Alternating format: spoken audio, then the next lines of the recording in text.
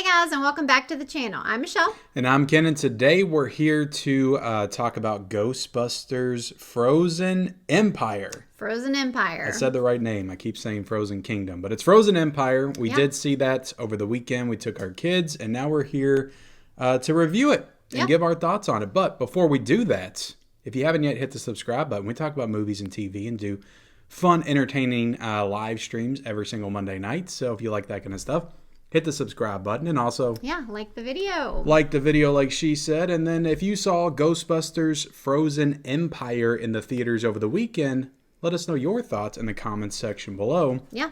All right, so that's all out of the way. What were your thoughts on Ghostbusters Chili Kingdom?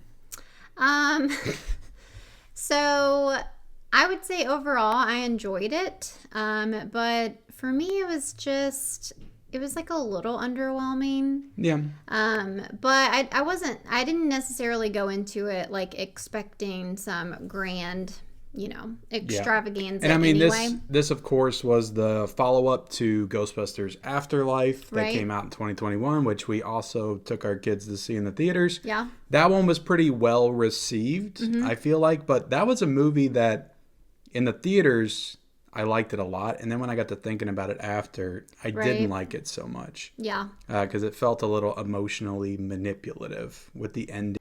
Yeah, like I would definitely need to rewatch the first one to compare the two, because honestly, I'm not sure which one that I like more. But yeah, I don't know. This one was a little bit different. I feel like the main characters, played by Paul Rudd and Carrie Coon, like they're definitely in this movie, but I feel like they kind of took the back seat a little bit. Yeah. I don't know. I just don't feel like I got as much like interaction, like dialogue with them.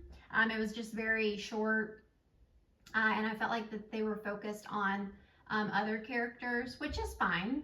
But Yeah, I feel like their characters are mostly just like they're trying to figure out their roles as the new parental unit that they're establishing Right. in the firehouse because Right. they're all living in the classic Ghostbusters firehouse Yep.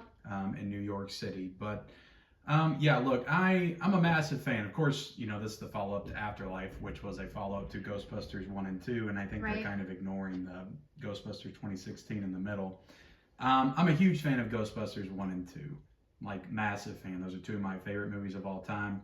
I did not like the trailers to this movie Right. at all. I was very skeptical of this film. It looked very silly and stupid. But I will say, coming away from it, having the lowest expectations possible, I enjoyed this movie.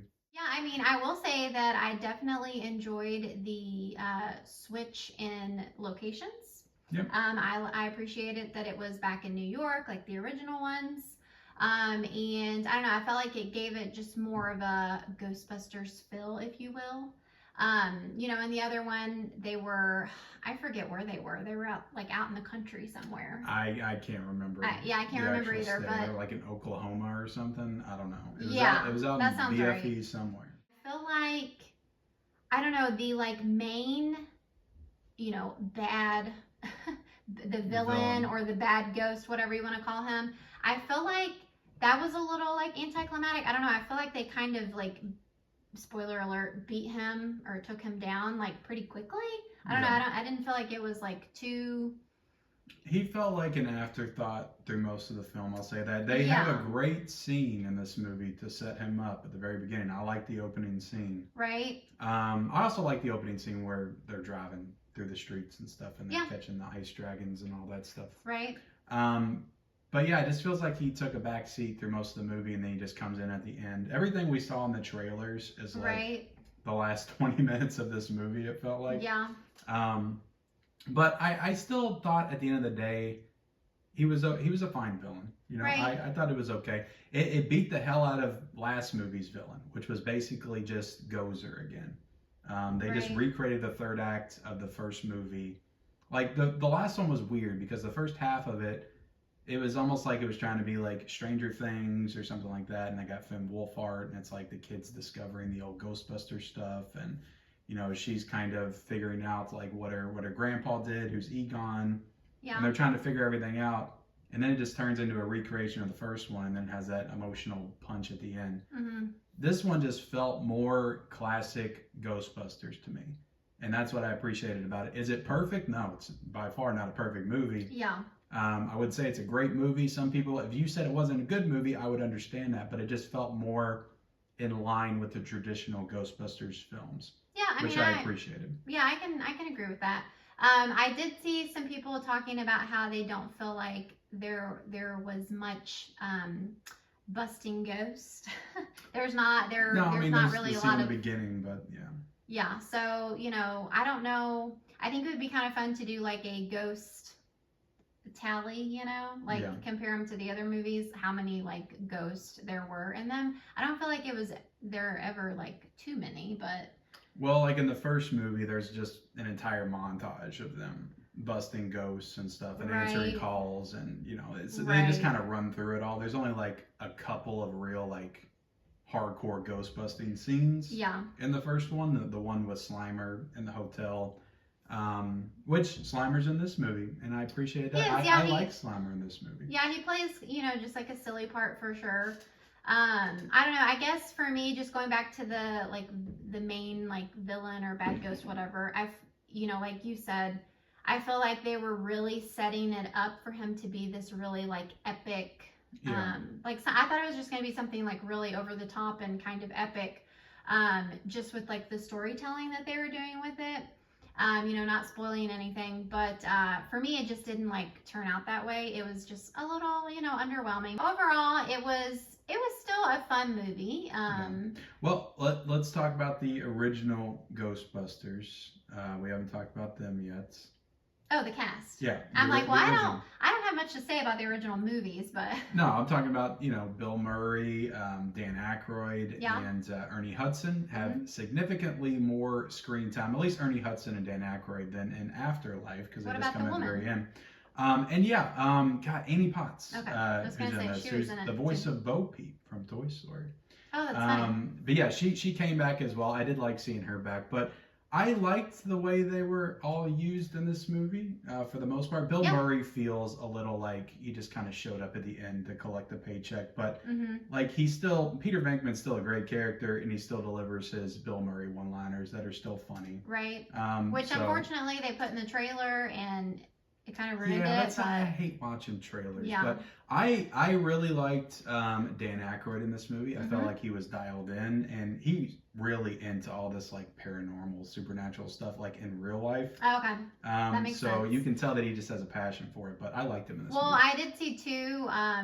I saw like him being interviewed, and he said that hopefully this young cast wants to keep making them, and he's down for it. Yeah, he could be a good acting mentor, like an Obi-Wan Kenobi type, to kind of carry the future generations in future movies. But I also liked Ernie Hudson. I mean, Winston's like a millionaire now, and I like his. I wish we could get the brains behind it. Yeah, he had this like secret laboratory where they had these ghosts captive, and they were experimenting on stuff on them and stuff like that, and I wanted more of that. I guess like I want to dive a little bit deeper into that, maybe hopefully in the next movie. I almost wish, and I've heard other people say this as well, so I'm not going to take credit for it, but you had Patton Oswalt in this movie as well.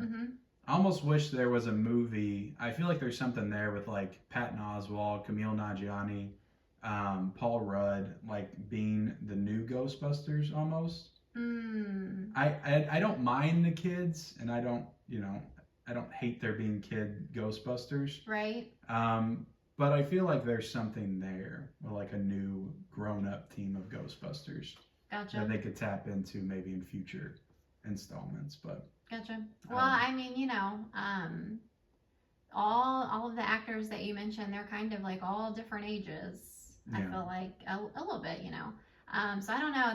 They like to get the young ones, so that they can grow into their roles. So. Yeah, but the thing that happens always is those young actors become superstars, and then they don't have time to do these franchise movies anymore. So. Yeah, I mean, if it's making the money, I don't see why they wouldn't. But. Yeah, I mean, and this movie made a decent amount of money, so I would anticipate another one. I would say the fifth or sixth installment of the franchise, whatever way you want to look at it. And look, I wasn't really expecting much going into this, and I ended up liking it.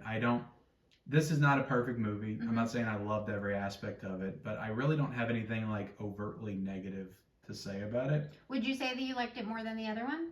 Way more. Okay. Way more. Like, and I thought I liked Afterlife a lot when I first saw it, but I could see Right. myself rewatching this one a lot more just because it captures that more classic Ghostbusters feel that I'm looking for in these type of movies. Mm-hmm. And Afterlife just, I don't know, it did a lot of things that I'm just not a fan of. Gotcha. Yeah. Well, you ready to rate it? Yeah. Yep. All right, go. All right, you want me to rate it? I want you to go. You're so high on this movie. Like I said, I'm high on the movie, but only because my expectations were super low. Right. I'm still giving the movie a 3.5 out of a 5. Okay. Because I think that's what it is. Not a great movie. Could have been better, but I did enjoy it, and I do think it's a solid 3.5 out of 5. Okay, surprising. I thought you were going to give it a 4. No, I can't go quite that high with it. Okay. I'll just throw this out here quickly too. I was a little bit distracted during the movie by our daughter. So I feel like that could have played into my rating that I'm going to give it. Kids. But I'm going to give it a 3.5 as well. I feel like though with the rewatch, that could bump up to a 4. Yeah. Again, I was a little distracted, so that kind of takes you out of it. But yeah, 3.5 overall. Still think it was fun. Yeah, it was a good movie. I think it's getting a little bit too much hate. Right. It's like in the 40s on Rotten Tomatoes. Not that the critics really matter, but. Well, I just gotta say too quickly, they threw in the Ghostbusters song at the end, so they did. We were all happy with that. So they did. So yeah, I would recommend that you go out and see it. Yeah, honestly, for sure. I think it's a good time at the theaters, and you can take your kids and everything. Get a cool Slimer popcorn bucket if they still got them, and maybe one of the marshmallow cups that I couldn't get. The ghost trap. The AMC's got the ghost trap. Yeah. I kind of want one of those. So, but yeah, I would recommend you go out and see it. But thank y'all for watching our review of Ghostbusters Frozen Empire. Mm-hmm. Okay, I said it right. Hit the like button, hit the subscribe button, and also comment down below your thoughts on the film if you've seen it. And follow us on our social media accounts. Those are linked down below in the description. And we'll see you guys later. Bye.